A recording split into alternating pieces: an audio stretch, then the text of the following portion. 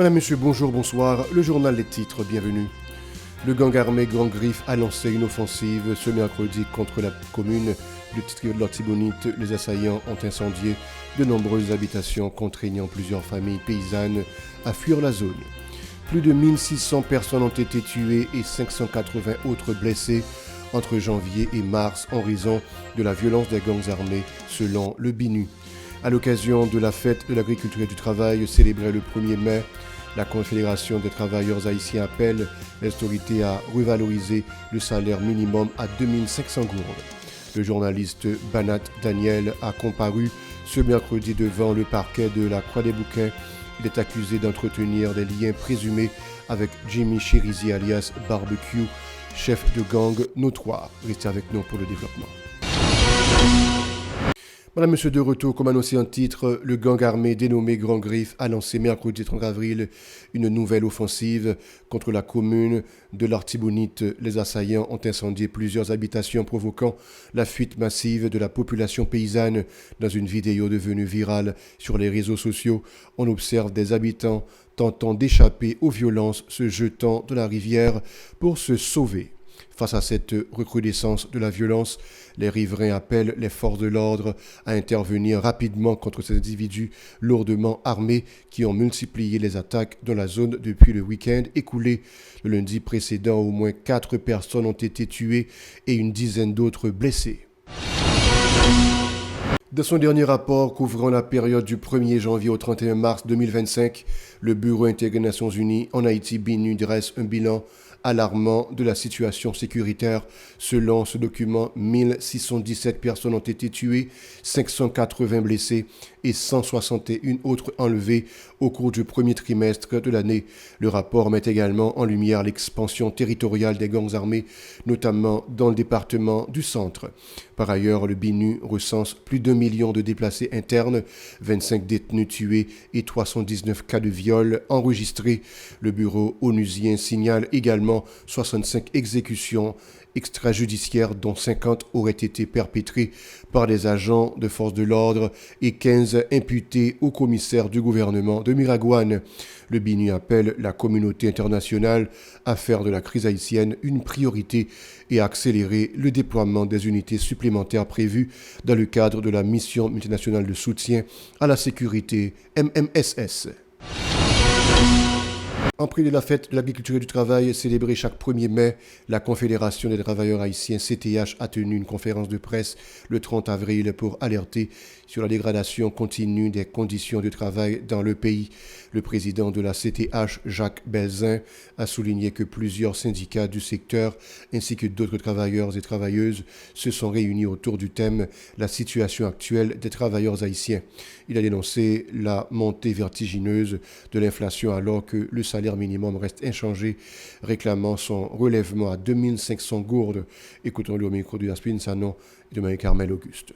L'activité ça nous a organisé jeudi, c'est dans le cadre prélude à 1er mai. Jeudi, nous avons décidé de faire causerie par rapport au contexte pays. Dans cette session-là, nous avons un représentant de tout secteur socio-professionnel qui est affilié avec nous. Dans un contexte très compliqué, à tous les points de vue.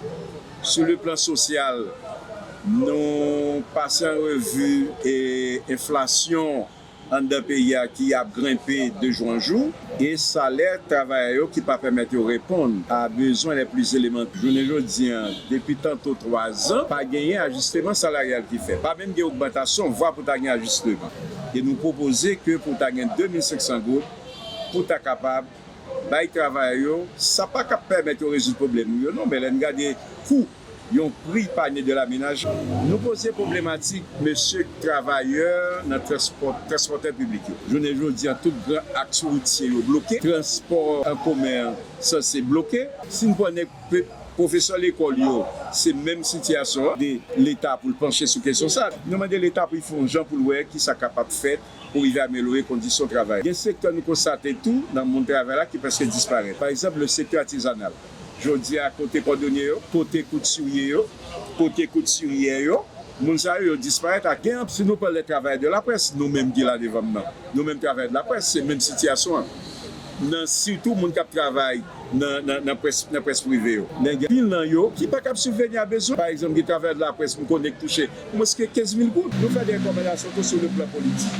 Nous rappelons, messieurs, dames, CPTO, il faut qu'ils dégagent coûte que coûte pour être capables de résoudre le problème sécuritaire au moins d'un mois. De son côté, Exélus Saint-Allo, président du syndicat des agriculteurs, a exprimé ses inquiétudes quant à l'impact de l'insécurité sur le secteur agricole.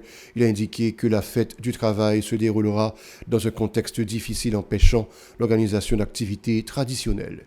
Nous réitérons engagement pour nous dire qu'il faut qu'on bagaille qui fait. Un petit briefing, il faut qu'on bagaille qui fait. Pour le faire, c'est à travers les autorités désignées. Nous demandons, messieurs et président KPTO, le PM, Dieu, fils aimé, nous connaissons le pays, messieurs, nous tous c'est des sages, des gens qui ont une carrière politique dans le pays. Peuple dans le nord, dans le sud, à l'est, à l'ouest, crier en mourir. Puis gros nécessité, ils ont besoin de sécurité. Ils ont besoin de sécurité alimentaire, ils ont besoin de sécurité sociale. Les gens qui sont dans la rue ont besoin au minimum. Éducation que mettez-nous là, messieurs. Faut jeunesse à l'école, faut jeunesse à aller dans la faculté. Faut qu'on bagaille qui fait, mais c'est pour route débloquer. Au sein du ministère de l'Agriculture, on est le ministère de l'Agriculture qui fonctionne avec des partenaires. Par exemple, les BID, les FAO, tant d'autres entrepreneurs qui sont dans le secteur. Et ils ont même là une situation comme ça nous là. Même si le ministère de l'Agriculture n'a pas qu'à faire toute bagaille, mais le fait qu'ils sont associés avec des partenaires, les bailleurs de fonds, sinon dans le sud, et tout projet dans le sud a porté collé à ministère de l'Agriculture par le biais du ministre et du directeur général. Et tout projet qui donne c'est Raphaël, il a mis ensemble à Fort Liberté, parce que c'est Port-au-Prince, à département la Tibonite, elle apparaît plus difficile, il a mis tête ensemble pour voir comment il peut présenter un bagaille pour question 1er mai. Parce que valeur 1er mai a été autrefois. Et je dis qu'il faut nous battre en pile à la nouvelle génération pour être capable de comprendre. Merci. Marie-Louise Lebrun, secrétaire générale de la CTH, a dénoncé les traitements inhumains infligés à certaines travailleuses domestiques. Elle plaide pour un salaire minimum équitable pour cette catégorie souvent employée à plein temps mais faiblement rémunérée. Ses propos. Je dis à ces 30 en prélude à 1er mai, qui rappelez nous. Demain, c'est un gros jour pour tout le monde, national et international, c'est un jour de travail. Les gens qui travaillent à Mounio, nous sentons qu'il n'y a pas aucun recours. Il y a vivre toute qualité discrimination. Commencer sous salaire, parce qu'il n'y a pas fixé pour eux. Pas de salaire minimum pour les gens qui travaillent à Mounio. Tandis que les gens qui travaillent à Mounio, c'est un travailleur tant que tout travail. Parce que, si on dit, il fait plus de travail que plusieurs autres travailleurs. Il doit arriver à un monde depuis à 7 h du matin, l'a quitté à 5 ou 6 h du soir, et puis qu'on y a là pour le toucher plus petit. Ça, c'est une discrimination. Si on a le parti côté respect, en Haïti, nous connaissons qu'il pas respecté le travail. 24 sur 24, il y a violé les droits. Pour qui ça a violé les droits? Parce que yo senti que c'est un monde qui travaille là kayo, yo pas respecté. Je dis à nous-mêmes. Pour qui ça pour m'ta gagner un monde manger nan men, tout à fait nan men pour me pas respecter. Déjà me pas respecter tête moi. N'a pas de population en général. Parce que nous dans un pays qui pas de dirigeant. Nous-mêmes nous dit je dis n'a prend parti pour monde qui travaille kayo. Moun yo parce que yo pas personne qui parler pour yo. Nous demander moun qui responsable CSS fixer salaire minimum moun qui travaille ka moun yo comme il faut parce que moun sa yo travail yo mérité ou ça. Et puis pour finir, le journaliste Banat Daniel s'est présenté mercredi au parquet de la Croix des Bouquets dans le cadre d'une enquête portant sur son implication présumée dans des activités criminelles. Il avait été arrêté le 15 août 2024 dans un hôtel situé au carrefour Rita.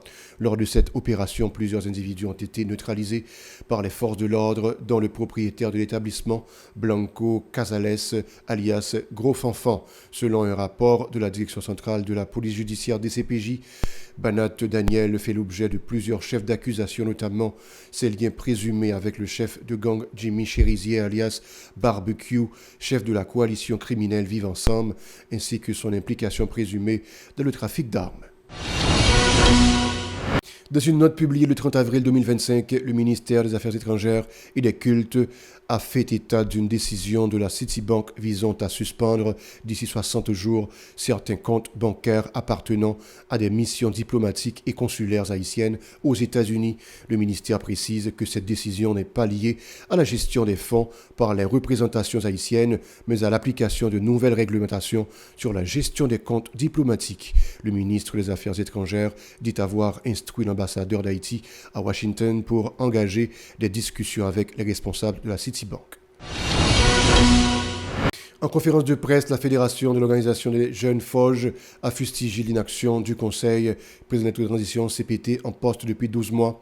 Varnel Saintus, co-porte-parole de la Fédération, a critiqué l'inefficacité du collège président de transition à remplir les engagements liés à sa mission de transition. Parmi les principaux chantiers non réalisés, le représentant de la FOJ cite notamment la restauration de l'ordre public et de la sécurité, la réforme constitutionnelle, ainsi que la préparation des élections devant permettre le renouvellement du personnel politique. Selon lui, durant cette première année de gestion du CPT, plusieurs milliers de personnes ont perdu la vie en raison de la violence armée. D'innombrables familles ont été décapitalisées, tandis que les gangs continuent d'imposer leurs lois dans plusieurs régions du pays. Il souligne que les membres du CPT bénéficient de salaires de président et de privilèges considérables sans rendre compte de leurs performances. Écoutons le micro de Yasmine Sanon et Marie-Carmel Auguste. Dans un contexte, côté situation sociale et politique pays a détérioré. Chaque jour, pendant le Conseil présidentiel de transition, KPT a déjà passé 12 mois dans la tête exécutif. Alors que mission, c'était pour venir rétablir l'ordre social, créer un bon climat de sécurité dans le pays, conduire nous dans la réforme constitutionnelle et puis réaliser bon genre d'élection démocratique, crédible, selon l'accord 3 avril 2024. Nous, dans FOJ, nous disons échec la visite. Non seulement ça, l'équipe ça pas de travail pour peuple la vrai. C'est tête yo seulement. C'est intolérable, c'est inacceptable. Ça a passé dans le pays pendant 12 derniers mois. Pendant une année, il y a plus passé 10 000 personnes qui sont assassinés. L'État a pour mission pour rétablir l'ordre social et puis garantir la sécurité chaque citoyen. Si là qui dans la classe moyenne, pas suspendre perdu caillou. Business yo décapitalisé pour regarder membres KPT avec membres gouvernement. Le pays a fait face à une crise humanitaire sans précédent. Pourtant, Conseil présidentiel de transition, c'est la présidence qui coûte le pays à plus cob. C'est un conseil qui est très budgétivore. 9 membres KPT fait 12 mois à toucher 10 millions de gouttes chaque monde. Face à l'aggravation des conditions de vie en Haïti, la Fédération des organisations de jeunes exige le départ de ce collège imposé à la tête du pays par la communauté des Caraïbes CARICOM. Elle lance un appel aux acteurs politiques, aux représentants de la société civile et à la diaspora à s'unir pour obtenir la démission collective des membres du Conseil. Suivez.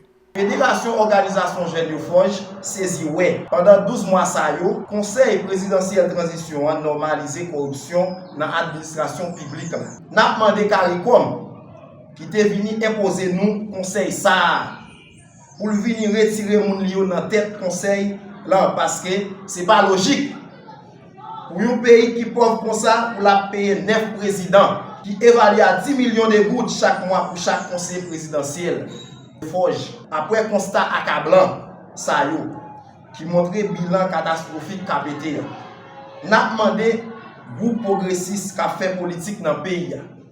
Et si là qui dans le secteur société civile, à compatriotes qui dans la diaspora, pour rejoindre une bataille peuple là, qui a demandé démission Conseil présidentiel de transition, qui tournait au sensi, qui a boit sans lit. Rejoindre le peuple dans la bataille là pour nous capables de mettre camper. Le pouvoir capable, à toute volonté, aborder la crise dans toute dimension.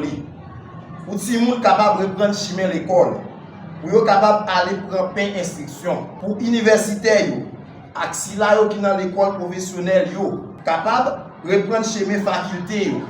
À l'école pour être capable de continuer à former tête. Selon l'agence Associated Press, AP, l'administration américaine, dans une déclaration présentée au Congrès le 23 avril dernier envisage de qualifier officiellement les gangs haïtiens d'organisations terroristes.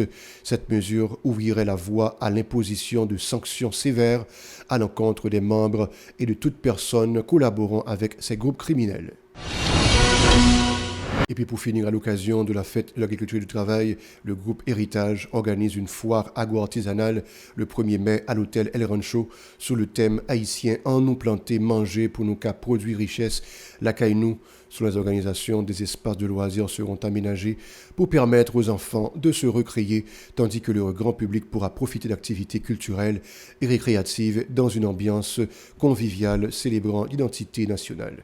C'est revaloriser la tradition haïtienne. Nous avons un paquet de chefs, nous avons un paquet de restaurants artisans qui veulent épater nous, continuer à épater nous avec des œuvres extraordinaires. Nous allons découvrir une autre façon à présenter la l'eau, cham-cham, du riz, don bouillon, et tom-tom, moussa. Donc un paquet de plats que royal, tchaka. Donc un paquet de plats que nous vraiment pas valoriser encore.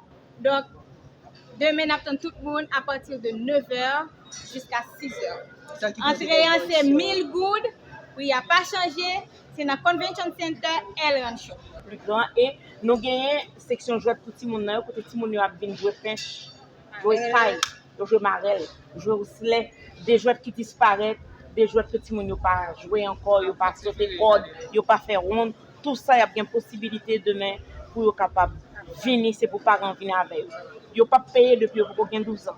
Non, mais ça va, on dit merci à toute population haïtienne qui répond en grande foule, ici et de la diaspora aussi, qui viennent participer dans la résistance.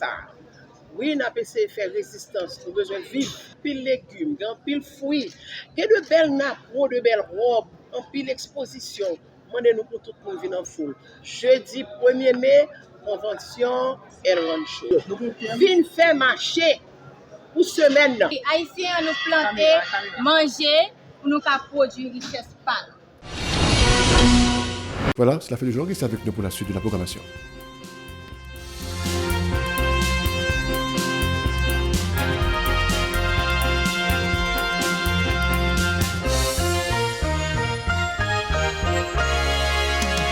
Si vous jugez que cette vidéo est intéressante, n'hésitez pas à liker et partager la vidéo. Et surtout, n'oubliez pas de vous abonner à cette chaîne et activer la cloche de notification pour ne pas louper aucune de nos vidéos.